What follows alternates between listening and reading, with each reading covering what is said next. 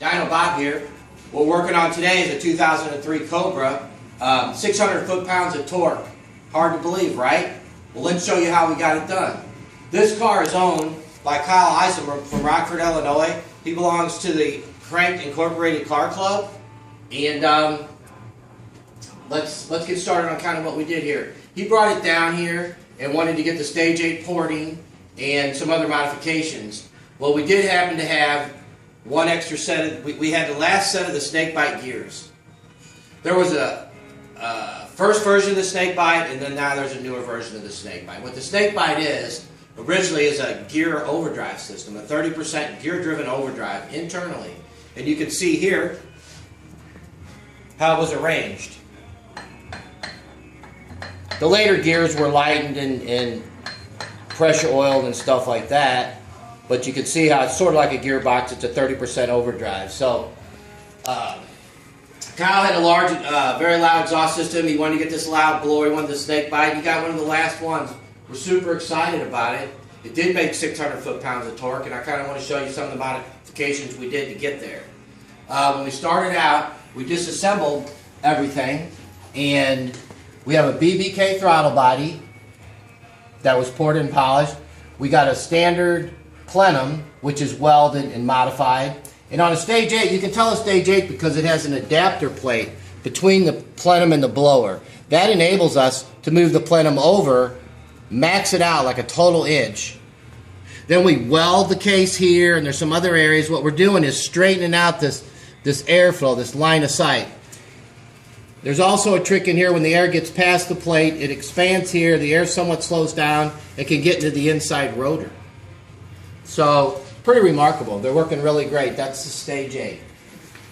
This one also has what we call a Venom cooler. And what I do with the Venom cooler is I'm running liquid off the intercooler system, and it's running through the front drive, past the bearing, and it's flooding the outside of the casting here. Works just like on the principle of an engine block. So when this is running, here, get a good look at it. I'll turn it on. This car actually has a remote switch for, I guess, cool downs. Bam, you see the water, bam, comes right through here, circulates through.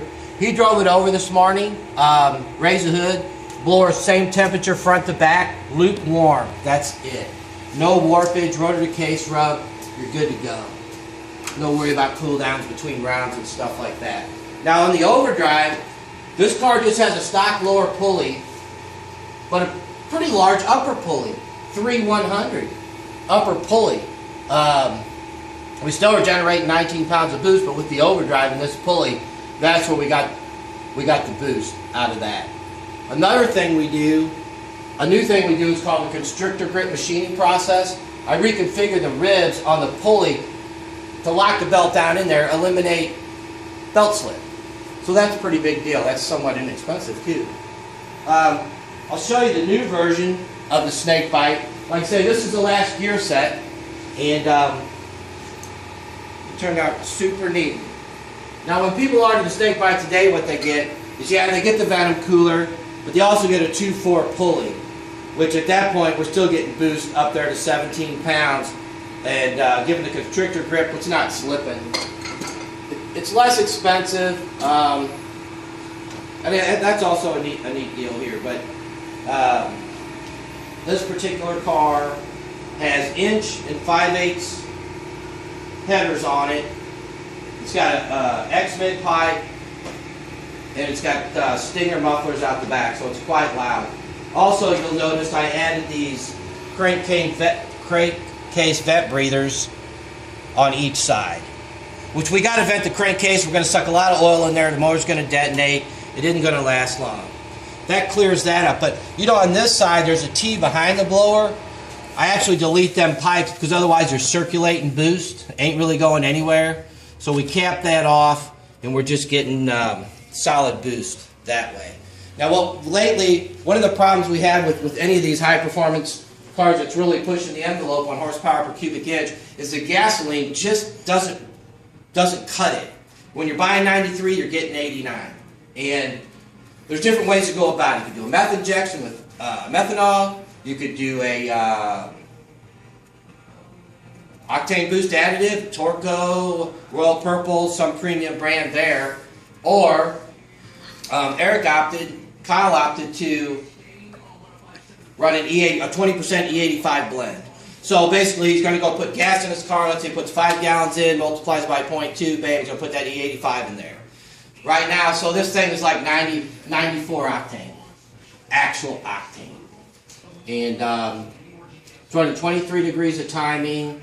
The air was cool last night. Yeah, it was probably 35 degrees, 40 degrees. The air was cool, so it was optimum conditions when we ran these numbers. But here's the last dyno sheet.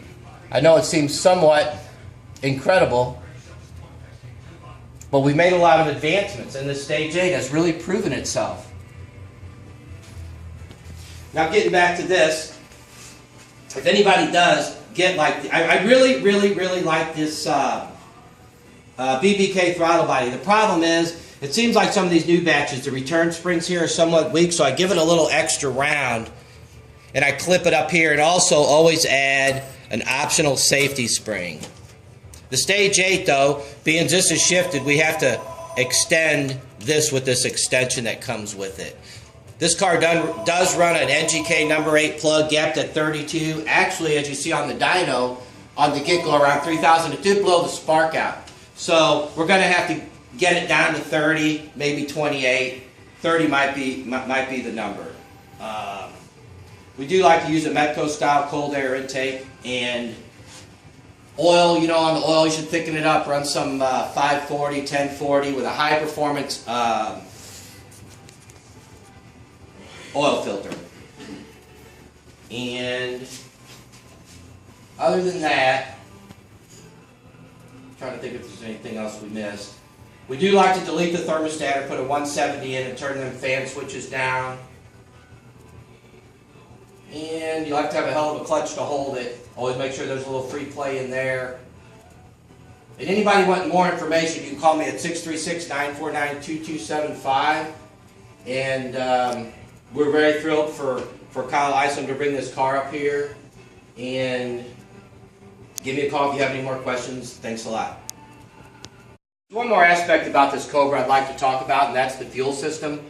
When you're making 575, 600 rear wheel horsepower, naturally you needed upgraded fuel injectors and math. What we do here at Stiegemeier Porting Service is I do my even flow injectors. What I do is I take the factory injectors, I can enlarge them. These are 60 pounds. I took the stock injectors, I enlarged them to 60 pounds. Now we ain't got to remap the tune for that, because the injector is the same ohm that was designed and tuned for in the car's computer. What happens when I enlarge these injectors, it only adds 1% of fuel for every pound I add it wide open. It don't change the idler park throttle. That's controlled through the O2 sensors. So now the injector, now we go to the math. What we've been doing is I modify these maths, and I can extend the range by a half a volt. What happens when I do that, it will lean it out by 18%. So by leaning out, slowing the air down, leaning it out to 18%, gaining a half a volt on this stock math, which is $50, it's a bargain. The injector, when I go from 40, they're 39s, let's say 40 to 60 pounds, I'm increasing it by 20. So let's say I got 18 pounds bigger injector, which is 18% rich, and then I do the math, 18% lean, it's a wash. And you might find it hard to believe, but when we put this together, I data logged the fuel trims, and they were spot on. It was just hovering around 1 or 2% zero, back and forth on the short and long fuel trims on the car. So it was exciting to see that. We ran the car. I never ever touched the fuel adjustment, the mass transfer function, on this car. And when you look at the dyno sheet over here, you can see I'm hitting like 11.8 to 12. You can also see at about 62 or 300, I'm pretty much maturated on my math. But she'll go to 65. We're peaking at 6,300. And hell, they blow up at 7,200 anyway. We got it redline limited at 65. So, pretty remarkable. So the fuel system we do, I mean, these injectors are $185, the math's $50. Bam! I'm sending these things out. You can install these parts and go. Drive around the world if you want to your tuner. You don't have to remax, spend a bunch of money. You know, give us a call. I can explain it to you further. It's hard to believe, but it's very amazing with the fuel system. The snake bite's incredible. One of the last gear drives. We still have gear drives for TVS blowers. Call me on those. For GT500s, they're very popular. You know, if we got enough of a call or we got enough people lined up, we will make some more gear sets. But we do make the snake bite system now as a liquid cooled Venom cooler with the 2.4 pulley at 17 pounds of boost. And them guys are popping 525 and 550s in the heat. You know, no problem. And I'm not tuning those cars. So that's pretty much it. That's everything I wanted to cover. Also, a lot of guys are sending in their lower intakes. We can do them lower intakes for a couple $100. Picks up a few more ponies. Hell, you're already down there. Pretty easy to get that off. When we do send these new ones out, we're sending a lot of gaskets. Always watch your O-rings on that manifold on that lower intake. These older cars, them O-rings are leaking, and you can just start leaking inside the motor. Watch that. And the biggest thing you better pay attention to is this intercooler pump. Mercedes makes one. I don't have the number on the top of my head, but for $50 more or $30 more, it'll pump 50% more volume, 30 to 50% more volume. It's about $130. Check it out. It's Mercedes part number. Call me up. I can give that to you. We got one in the door the other day. That was nice. So, hey, I'm glad to talk about this car today. Sorry you guys haven't seen any new movies. We've been pretty swamped, but give me a call on any of your needs. I'll be glad to answer any of your questions. Thanks again. Later.